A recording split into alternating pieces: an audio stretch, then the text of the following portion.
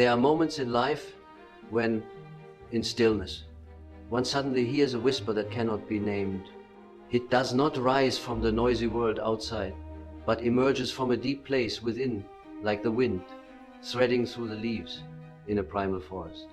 In that moment, you feel a vague unease, an emptiness that material wealth, fame, or superficial knowledge cannot fill.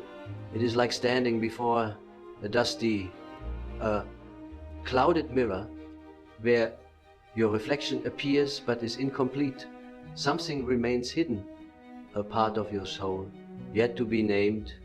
Then, on the horizon, a mountain appears.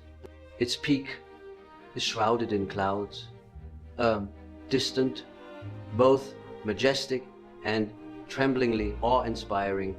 The path to it is unclear, but you know, if you turn away, you will forever carry an unformed longing in your heart. And in that stillness, the path begins to reveal itself, narrow, dark, but leading toward the light your soul has long awaited. The path to transcendence never begins with radiant light, but often with a smoldering unease. It is like the faint toll of a bell from across a valley, so soft that only a lost soul can hear it. You have lived, achieved certain things, walked the familiar roads of society, work, love, the standards built by the community. But the further you go, the more you sense a fissure in your soul, like an underground stream ceaselessly whispering something unacknowledged. In dreams, this call takes many forms: a towering mountain, a bird soaring beyond sight, a forest with a trail leading deep into darkness. These symbols are not random. They are the language of the collective unconscious, the repository of primal images shared by humanity. The mountain is the image of the self, the wholeness you have yet to touch. The bird is the yearning to break free from the bonds of the persona, the social mask. The forest is the unconscious, both threatening and inviting, where the shadow waits. I often told my patients, transcendence does not come from climbing the ladder of society, but from descending the steps within yourself. It is a paradoxical movement, going inward to go outward, lowering yourself to rise, dying to be reborn. Imagine standing before a mist-covered mountain. The path upward seems impossible, yet refusing to walk, it is to imprison yourself in the dungeon of mediocrity. In that hesitation, the call from afar grows clearer. You are invited to embark on an uncertain but necessary journey. And then you understand, it is not you seeking the path, but the path seeking you. When the call from afar has rung long enough, there is no choice but to answer. And the first path the seeker must take is not a brightly paved road of reason, but a dim trail leading into the forest of the unconscious. This forest is an ancient symbol present in the myths of every culture. For the Greeks, it was the forest where Orpheus sought Eurydice.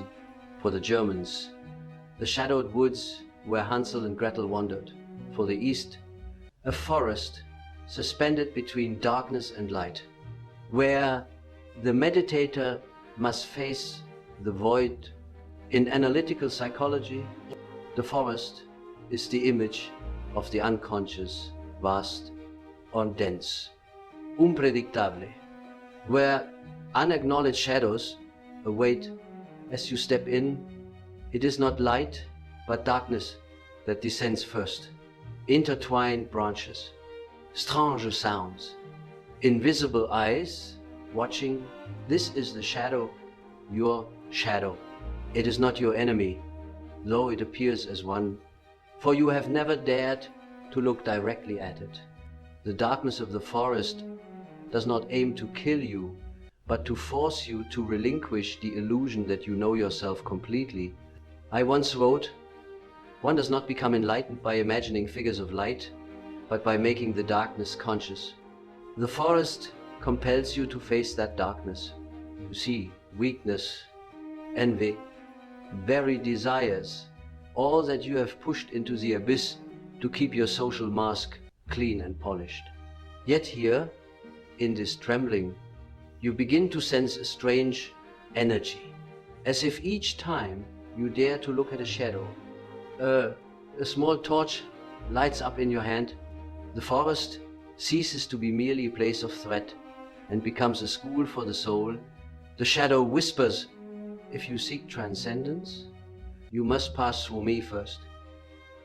And you understand, to reach the mountain, you cannot bypass the forest, you must go through it, so that darkness and light may meet, and your heart becomes the path through the dark forest.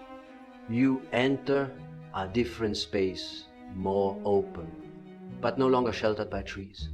The sky is low, heavy with clouds, yet something mystical awaits you. You don't know why, but you feel someone is waiting for you in this space. A figure, a presence will guide you further on a journey you cannot yet fully comprehend. And then you see her, a vague silhouette, as if emerging from the air itself. She says nothing, but her eyes, deep and knowing, convey something beyond words. Her cloak flows in the wind, as if she is part of the forest, yet distinct from it. This figure is the anima, or the animus. If you are a woman, she is the guide through the deeper layers of your soul, where all that is unacknowledged resides.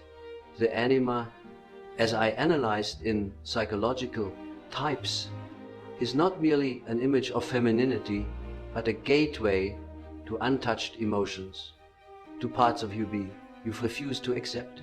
She does not appear to satisfy you, but to lead you through the rivers of the unconscious, where you must face your fears and fragility. "Look at me," she says, her voice gentle yet commanding. "Look at what you've always avoided, where light has never reached. Only by facing this part will you see the path ahead clearly."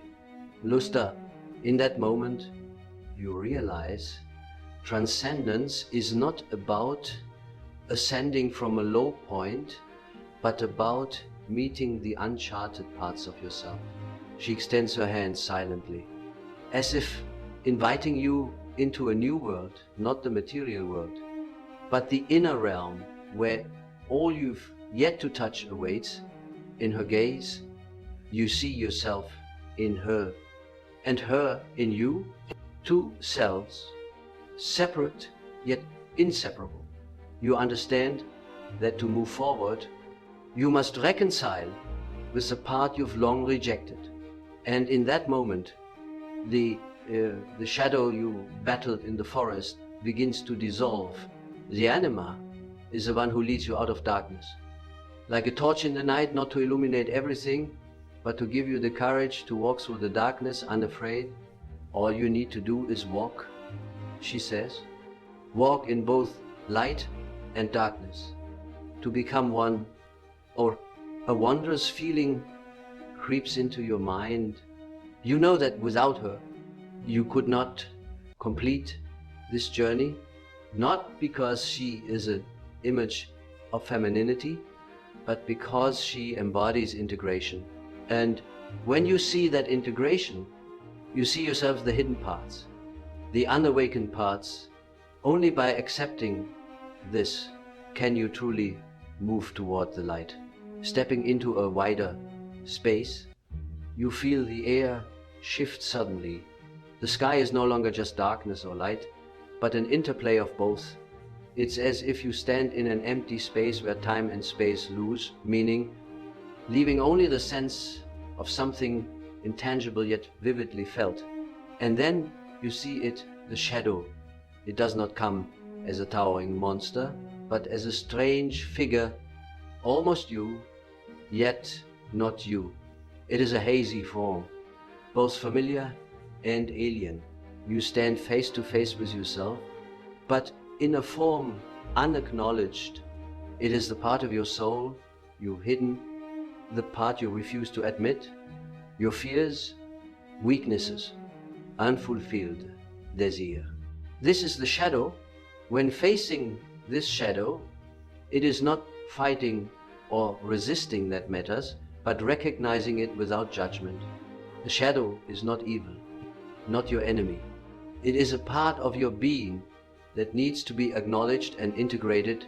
How can you achieve transcendence if you still hide parts of yourself, parts deemed unacceptable by society or reason?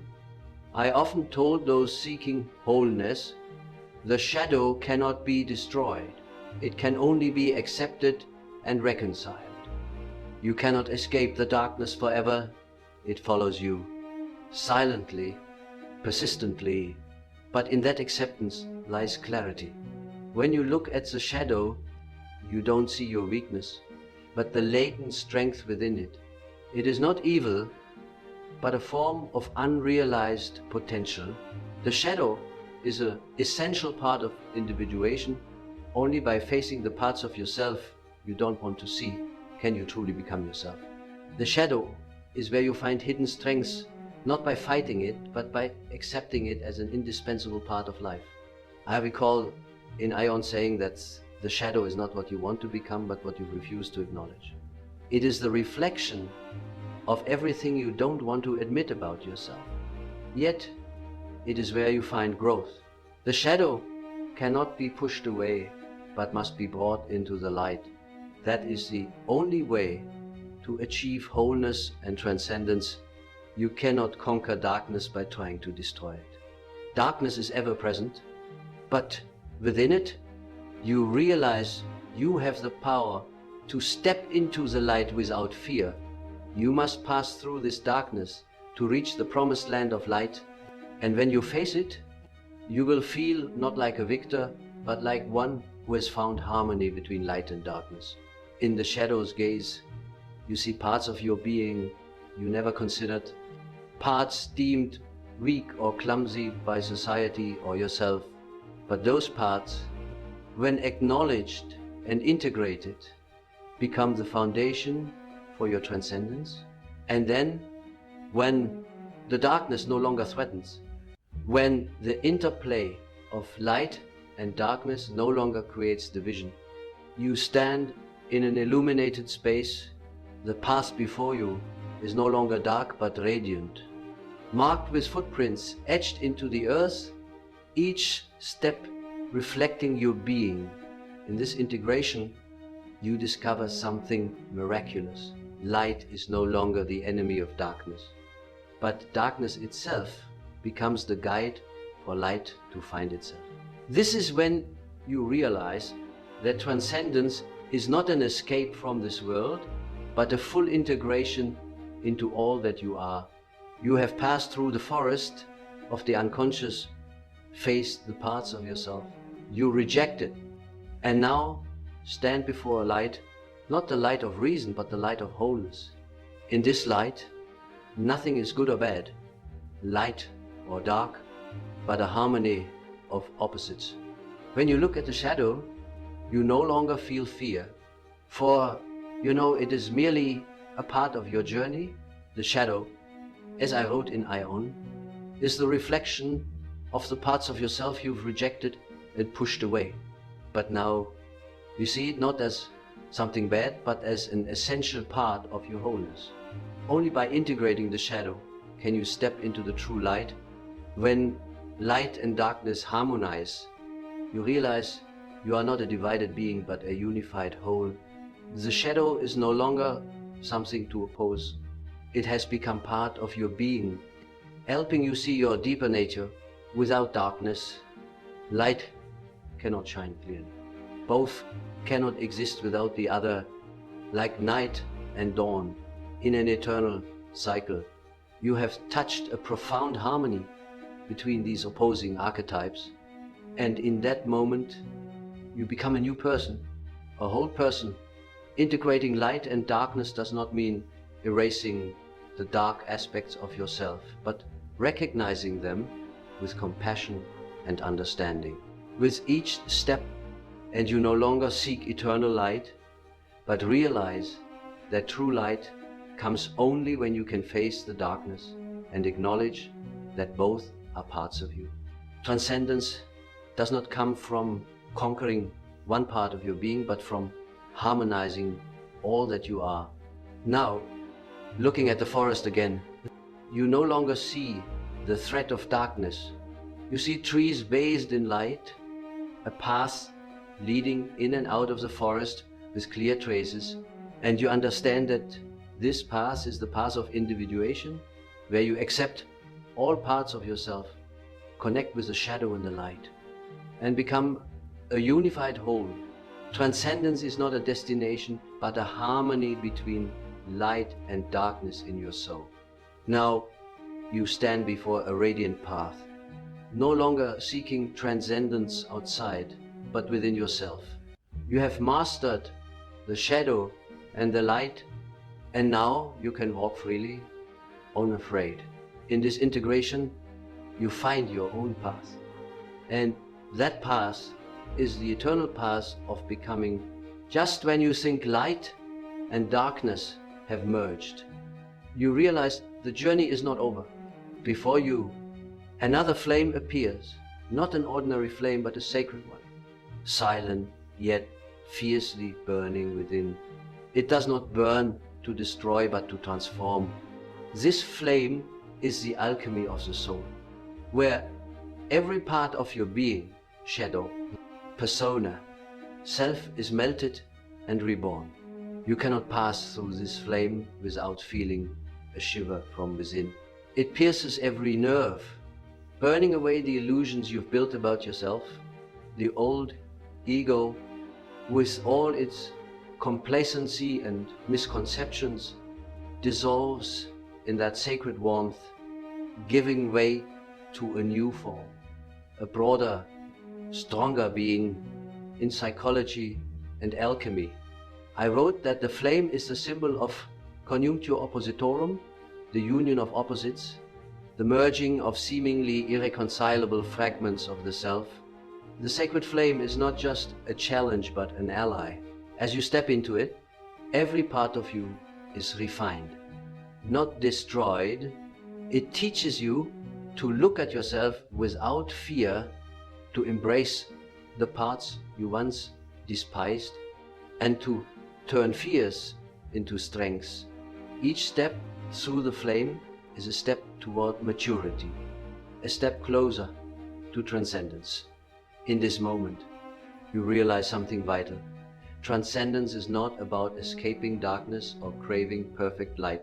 It is a process of rebirth within yourself, where you accept opposites, where inner conflicts are refined and harmonized. You become the alchemist of your own soul, no longer a victim of fear or forgotten parts. The sacred flame illuminates every dark corner, but also brings transformative power, a capacity you never knew you had. It reminds you that transformation does not happen outside yourself, but in the moment you dare to face, accept, and let the fragmented parts of your being unite as you pass through. You are no longer yesterday's self, you are a new being, ready to ascend the mountain you saw from afar, where transcendence is no longer an illusion, but a reality within. After passing through the forest of the unconscious, meeting the feminine or masculine, facing the shadow, and enduring the sacred flame of transformation, you stand at the foot of the mountain, no longer afraid, no longer confused. The mountain remains towering, its peak still shrouded in clouds, but you are different now. You no longer see the mountain as a barrier, but as a symbol. Its peak is your self, the wholeness, the light you've long sought. Climbing the mountain is not a single act, but a series of experiences. With each step, you feel your body mind and soul align in the rhythm of breath and stride, each step reminds you that the path to transcendence is a process, not a destination. The shadows you once avoided now become part of the landscape. Tree shadows, rocky crevices, mountain hollows, all reflecting parts of yourself now acknowledged. As you ascend, the mist clears and the light of dawn spreads, illuminating every crack in the rock face. You realize this light does not come from outside, but from the self the light kindled within you. This is the moment when the archetypes shadow, anima, animus, persona, and self meet in a wondrous harmony. Each archetype, once seemingly separate, now blends into a unified whole you've never experienced before. You pause for a moment, looking down at the valley below, every path, every stage you've traversed now appears clearly like an inner map. You realize that transcendence is not about leaving the world or gaining extraordinary power, but about fully integrating with yourself, seeing darkness and light, weakness and strength. Fear and desire coexist in perfect rhythm.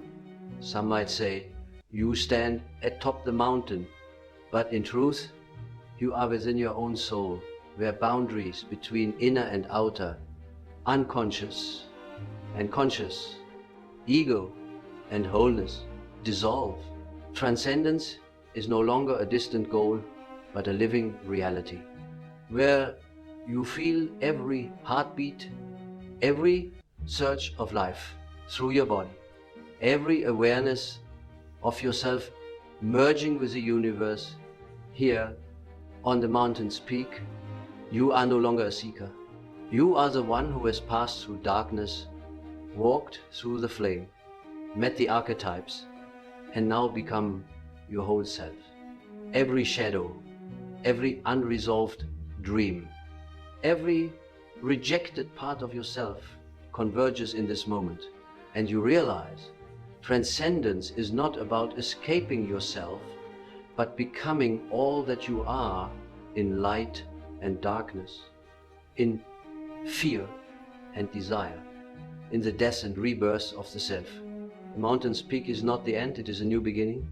From here, you can disown, step back into the world, no longer afraid, no longer fragmented, carrying the light and strength of yourself. And in that light, you know that every step, every experience, every shadow you once avoided has contributed to your transcendence, not outside, but within you,